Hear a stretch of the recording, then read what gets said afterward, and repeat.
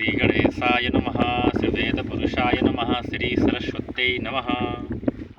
कृष्णाय वासुदेवाय हरये परमात्मने, प्रणतक्लेशनाशाय गोविंदाय नमो नमः।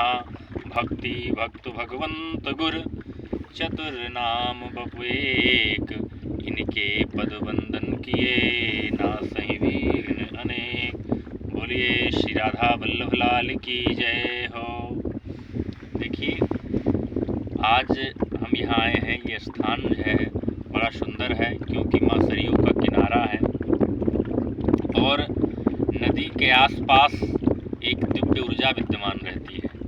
क्योंकि जैसे व्यक्ति को भक्ति करना है तो भक्ति की करने के लिए किसी लोग कहते हैं स्थान की भक्ति अब हर जगह कर सकते हैं, लेकिन भक्ति करने के लिए भी एक विशेष स्थान की आवश्यकता होती है व्यक्ति को, क्योंकि स्थान में एक ऊर्जा निहित होती है। तो जैसे हमारे आपके मंदिर हो गए, जो देवालय हैं, तीर्थ स्थान हैं, और जो नदियाँ होती हैं, नदियों के किनारा होता है, तो इन सब स्थानों पे एक दिव्य ऊर्जा विद्यमान होती है, जहाँ पे पहुँचने पे हमारा मन जो है अध्यात्म की ओर लगता है। तो हम जहाँ बैठे हैं ये माँ सरयू का किनारा है, लेकिन जो स्थान है ये इस स्थान पे इसे मैया घाघरा के नाम से जाना जाता है। बड़ा ही सुंदर और बड़ा ही विस्तृत रूप है ये। इधर दिखाइए जरा, बड़ा ही विस्तृत रूप है।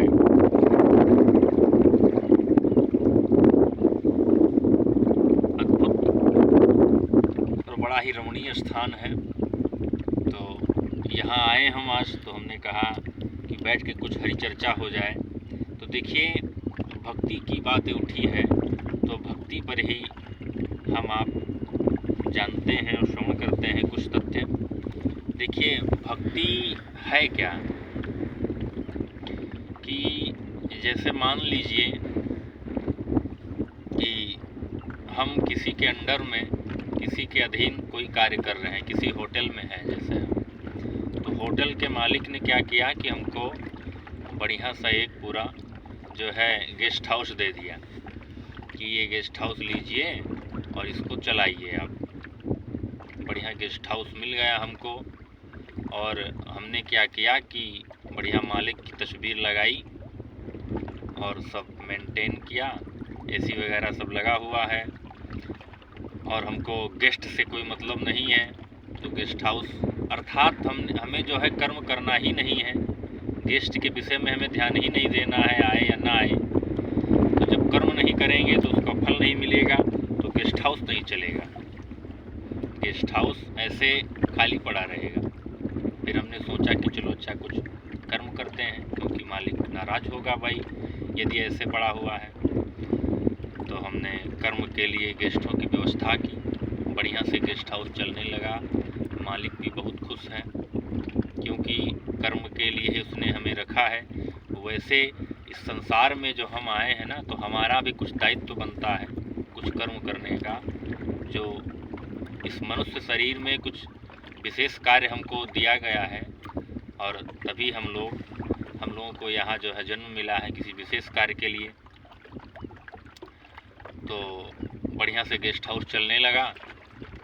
अब क्या किए कि जब खूब पैसा आने लगा, खूब बढ़िया व्यवस्था हो गई, तो हमने क्या किया कि बैठ गए बढ़िया से, और जो है अब हमको बढ़िया पैसा आने लगा। अब समझ लिए पूरा एकदम कि हम ही इसके मालिक हैं, और पूरा मालिकाना हक जमा लिए गेस्ट हाउस पे। तो वैसे किए तो जो बढ़िया पैसा आ रहा है, पैसा भी अपने पास रख रहे हैं, तो ऐसे करने पर देखिए मालिक को गुस्सा आएगा। कर्म करिए आप, जैसे हमने ये उदाहरण दिया गेस्ट हाउस का, तो ईश्वर कहता है कर्म करिए, लेकिन जो धन रूपी जो आपके पास जो अर्थ इकट्ठा हो रहा है, यानी अर्थात जब इधर आप कर्म कर रहे हैं, धर्म का कार्य मान लीजिए कर रहे हैं, या कोई भी आप जो है जगत का कार्य कर रहे हैं, लेकिन जगत के कार्य को भी यदि आप ईश्वर को समर्पण करके करते हैं तो ईश्वर आपका साथ देगा। लेकिन यदि आप समझ रहे हैं ये सब हमारा ही है, अहमता से यदि कर रहे हैं, तो ईश्वर को भी गुस्सा आएगी। जैसे आप पूरा धन संचय कर लें गेस्ट हाउस का, तो मालिक को गुस्सा आएगी कि नहीं? गुस्सा आएगी। तो उसी तरीके से जो है ईश्वर ने हमको बनाया है तो किसी विशेष कार्य के लिए, और वो कार्य यही है कि मनुष्य देखिए, जो मनुष्य शरीर मिला है, यही एक ऐसा शरीर है कि इसी शरीर से व्यक्ति कर्म करके और ईश्वर की प्राप्ति कर सकता है, मोक्ष पा सकता है, वैकुंठ पा सकता है। अन्य जितने भी शरीर हैं सब के सब भोग शरीर हैं, भोग योनियाँ हैं, हमको केवल भोगना ही भोगना है। यही एक ऐसा शरीर है कि जिससे ईश्वर को प्राप्त कर सकते हैं। तो इसीलिए ईश्वर ने हम लोगों को मनुष्य बनाया है कि आप लोग इस शरीर से भजन करके, परमार्थ करके और ईश्वर को प्राप्त करें। तो और हमने समझ लिया कि नहीं, जो है ये तो हमारा है, अब हमको तो कोई निकाल नहीं सकता है। देखिए, जिसके पास मेन चाबी होती है वो जब चाहे तब आपको, मेन मालिक जो होता है वो जब चाहे तब आपको निकाल खदेड़ सकता है घर से। वैसे ईश्वर भी है, यदि आप समझ लेंगे कि ये हमारा है, अब कोई निकालने वाला हमको नहीं है। देखिए, अच्छे कर्म करते रहिए और उन कर्मों को ईश्वर को समर्पित करते रहिए। जैसे हम लोग पूजा पाठ करते हैं तो पूजा पाठ करने के बाद कहते हैं कि अमुक अमुक देवता हमने जिसका पूजन किया, प्रियंताम नमम, यानी आप प्रिय हो मेरी पूजा से। और फिर बाद में कहेंगे कि ओम तत्सत श्री ब्रह्मार्पण मस्तो, यानी हमने ये जो कर्म किया वो ब्रह्म को, ईश्वर को समर्पित किया। क्यों? क्योंकि जो हम ये कर्म कर रहे हैं, तो जब हम ईश्वर को समर्पित कर देंगे तो उसका फल कई गुना बढ़ जाएगा। क्योंकि ईश्वर हमें हमारा जो किया गया कर्म है उसको, अच्छा कर्म है तो उसको बढ़ा करके वापस करेगा। तो इसीलिए जो भी कार्य हम करें, भक्ति करें तो भक्ति ऐसी करें जो केवल दिखावे की भक्ति ना हो। भक्ति हो, आत्मिक भक्ति हो व्यक्ति की। और मान लीजिए जैसे हम मंदिर गए तो मंदिर पहुंचने के बाद ऐसा ना हो कि मंदिर इस समय अपने अयोध्या में जैसे रामलला की प्राण प्रतिष्ठा हुई है, तो यदि दर्शन करने रामलला के पहुँचे हम, तो ये ना हो कि सबसे पहले पहुँचते तुरंत सेल्फी लेना स्टार्ट करें। नहीं, सबसे पहले हम दर्शन करें, खूब जी भर के दर्शन करें। दर्शन करने के बाद फिर हाँ, समाज में थोड़ा आपको दिखाना है तो सेल्फी लीजिए, लेकिन सबसे पहला जो कर्म हमारा है तो वो आंतरिक भक्ति होनी चाहिए, आत्मिक भक्ति होनी चाहिए, दिखावा नहीं होना चाहिए। और अधिकांशता यही हो रहा है। और जैसे आजकल तीर्थों का विघटन जैसे हो रहा है,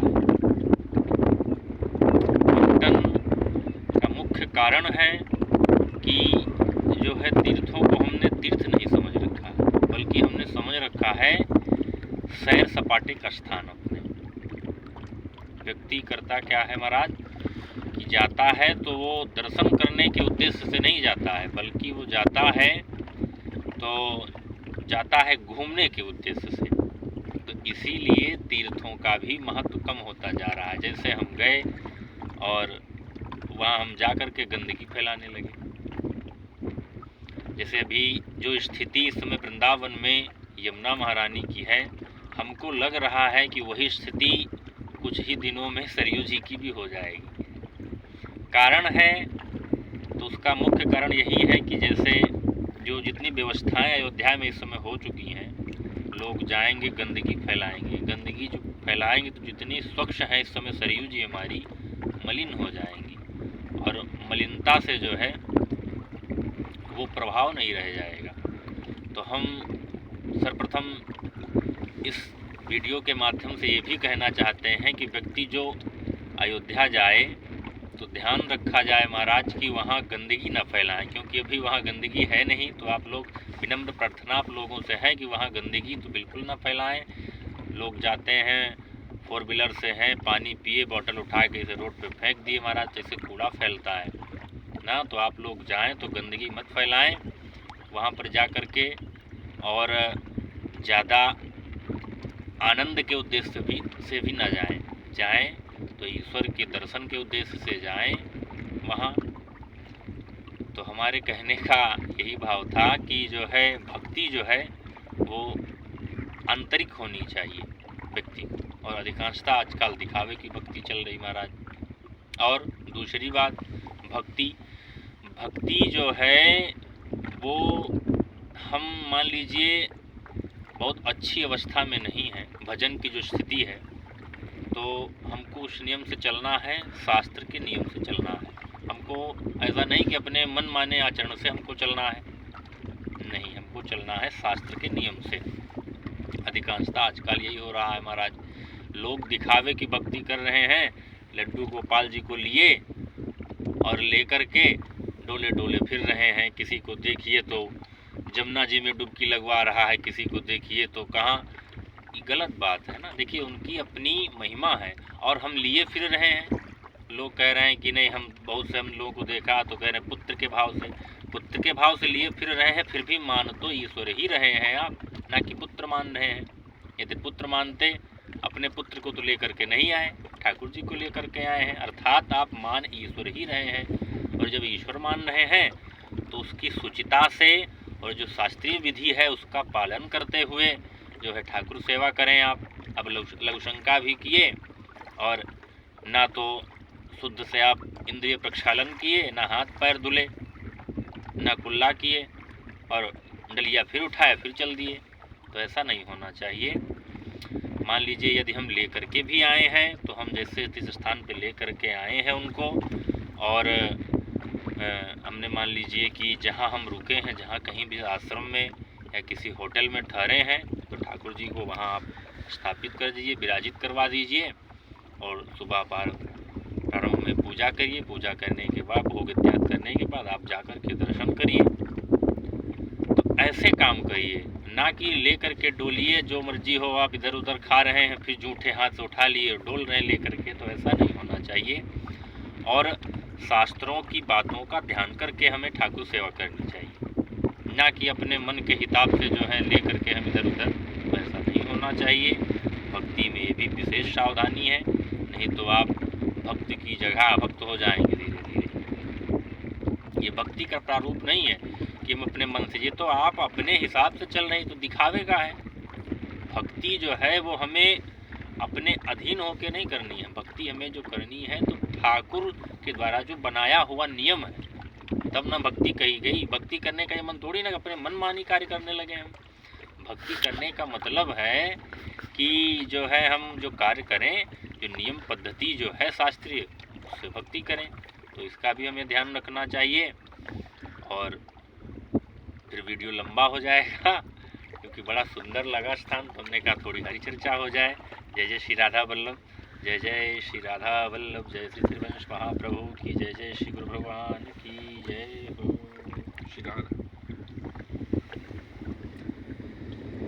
जय जय राधा वल्लभ हित हरि वंश, जय जय श्री वृंदावन सेवन चंद। जय जय राधा वल्लभ हित हरि वंश, जय जय श्री वृंदावन